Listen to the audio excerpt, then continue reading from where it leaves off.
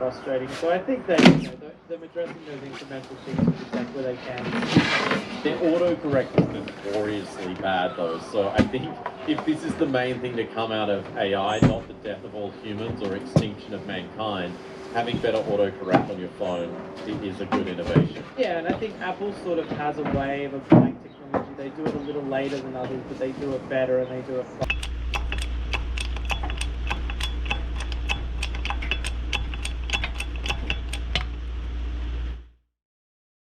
Now I'm finally getting started on the next stage of restoring Sarah Ann.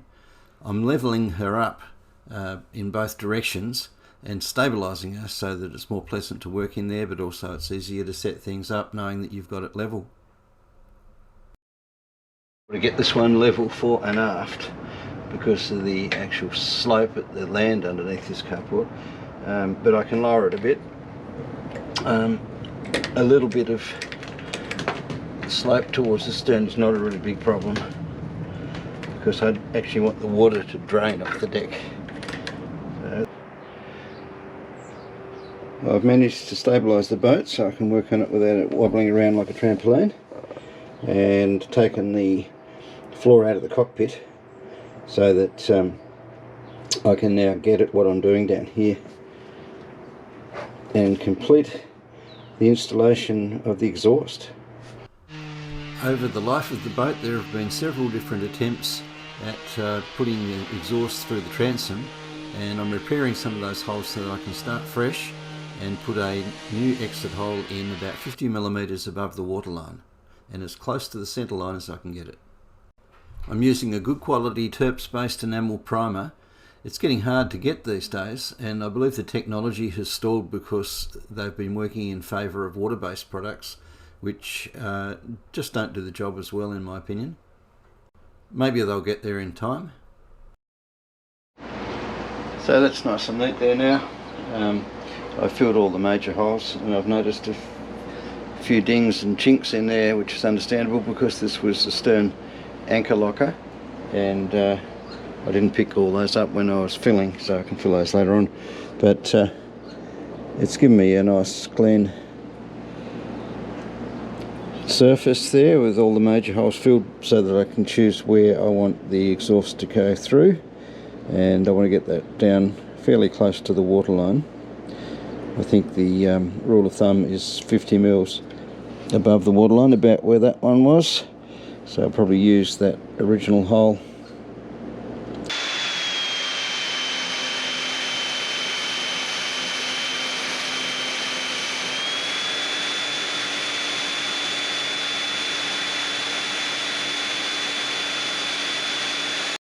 Been having a bit of a play around with this exhaust manifold.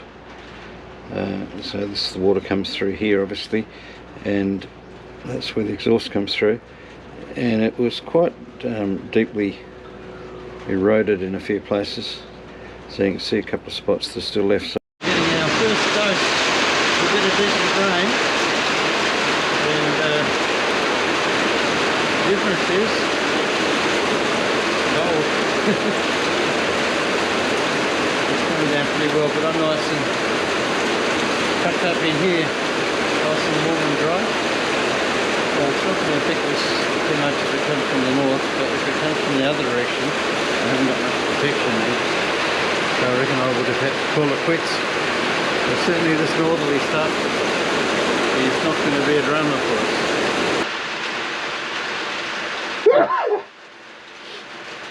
Yeah, try that again. Yeah, so this face here on the block where the manifold butts onto looks a bit messy, but then so did that before I cleaned it up, so I think most of it's high temperature silicone and stuff like that that's been used on it. So, how much of this is silicone and how much of this is metal, I'm not sure. But looks like a fair bit of it is that sort of silicone gasket group.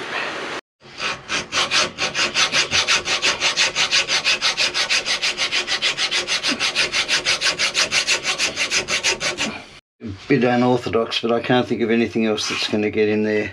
It doesn't have to be perfect.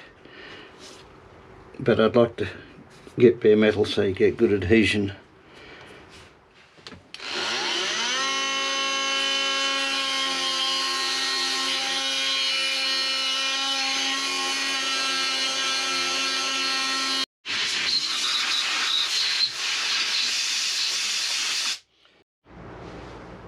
Just do a little trial fit there, dry. I'm guessing that stud that's there didn't want to come out, and I'm certainly not going to mess with that. Now that feels nice and fair. It goes up to about 300 degrees, I think. Temperature 700. Yep, so safe up to 700, which is good for a manifold like this. We have got water flowing through the manifold, which will keep it a little bit cooler, but normally these exhausts run at about 600 degrees, is my understanding.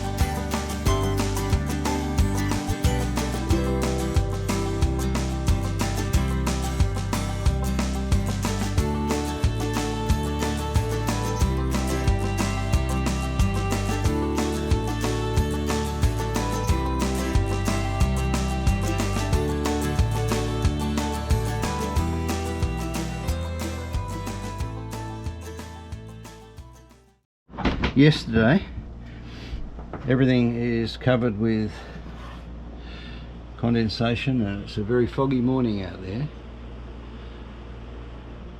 and it was a bit of an experiment because it's a long time since I've worked with finishes and fillers and things in a cool climate. Everything just dries up on the Sunshine Coast, often too fast. So here I used polyester resin to as a fairing compound, just to bog up a few things, and then I painted it if it had a chance to dry, or whether I've got a problem. So here is the test, and look at that, it's dried. The challenges that I am going to face here is how I'm going to mount that water lock. So I've got a bit of flexibility in the hose, and I've got to make some kind of brackets under there. They don't actually provide very much in the way of fastening points. We've got these. Might better use those creatively, and they've created a groove around here for a strap. That I've created some sharp angles here in the exhaust, which creates a little bit of back pressure, I suppose, and will reduce the power. But the power is not going to be an issue with this. It's 8 horsepower. It could probably get along quite nicely with 3, really, but 8 horsepower and plenty of torque and a great big prop on there. So I have used oversize, so I've gone from 1.25 inches up to I think it's 2 inch, and nothing like a bit of brute force just to tighten that down a bit, and wondering how far I should go. Let's have a look at that. So that's very positive downhill. Injecting the raw water in about this point here. So raw water intake and system where it circulates through the water jacket, comes out of the water jacket, and then introducing it into the exhaust system at this elbow here. So you've got your gas coming out through the manifold at potentially, you know, say, I don't know, 300 degrees. I think they say it can get up to 600 degrees. But you've got some water circulating here, which is obviously cooling that down quite substantially. The gas is then introduced into this outlet, and we're putting raw water, which will come from this point around the back, and I'll put a hose tail into that elbow there this morning. Now from that point forward, the gases should be 50 degrees, and at 50 degrees means you can use a flexible rubber exhaust pipe. It was my dad's wrench or spanner, depending on where in the world you come from, and it was something that I quietly snuck out of his toolkit when he was long beyond using such things. It was perfect for this job.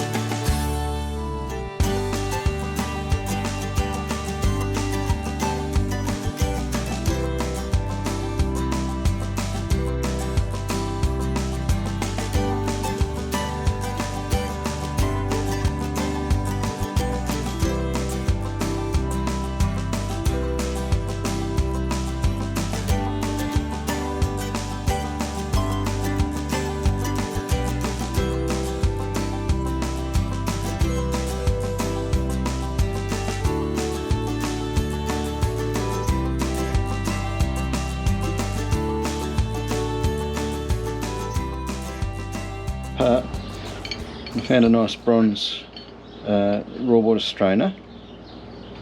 So because this is going through wood, I'll have to build this up with a little bit of epoxy around there so that the water doesn't get into the end grain, and this is going to need a decent washer. So I've got an old failed sheave block here which has got a bronze sheave in it, and I'm going to take that out and I'm going to turn that into a washer.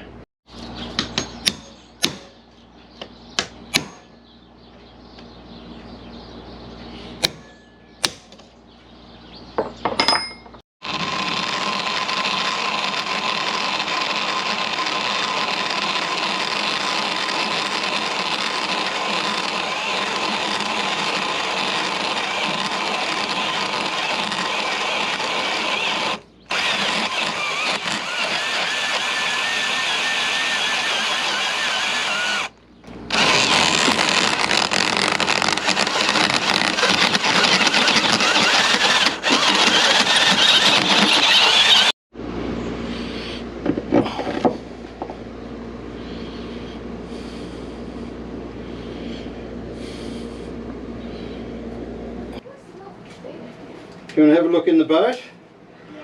Yeah. So I'm going to finish putting the engine in it and do a few more things, and then it's ready to go for a sail. So I was thinking you might like to learn how to sail. Would that be fun? Yeah. I'll teach you how to sail. Just like Swallows and Amazons. Have you read the book Swallows and Amazons? I'm pretty sure you showed us it once. Oh yeah.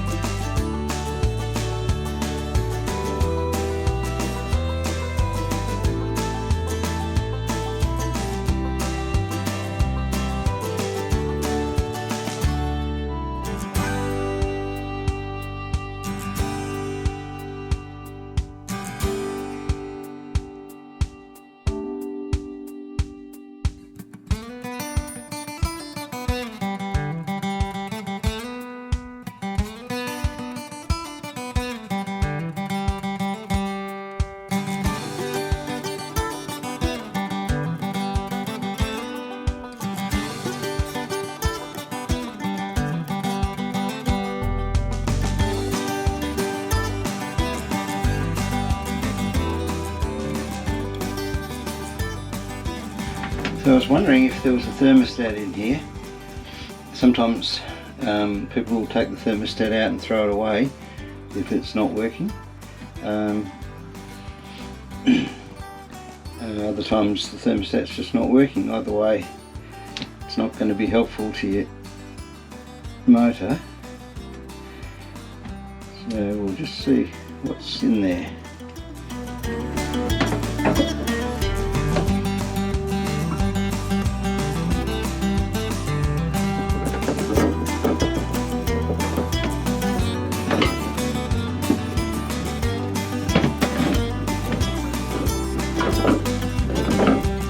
And there we are.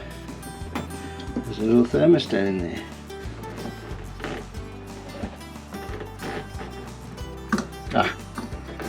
Success.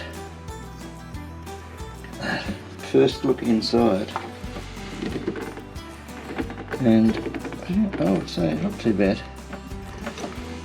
It's not rusted out or anything. The manifold itself is in really good condition, and I was wondering whether or not the thermostat was working, and in fact whether there was a thermostat in there at all, because sometimes people take them out. My thermostat testing facility, and what we're going to do is boil this water here, and if the thermostat's working, it'll pop open before it boils. Yep, I'm not sure what temperature they're set at, but maybe 80 degrees or something.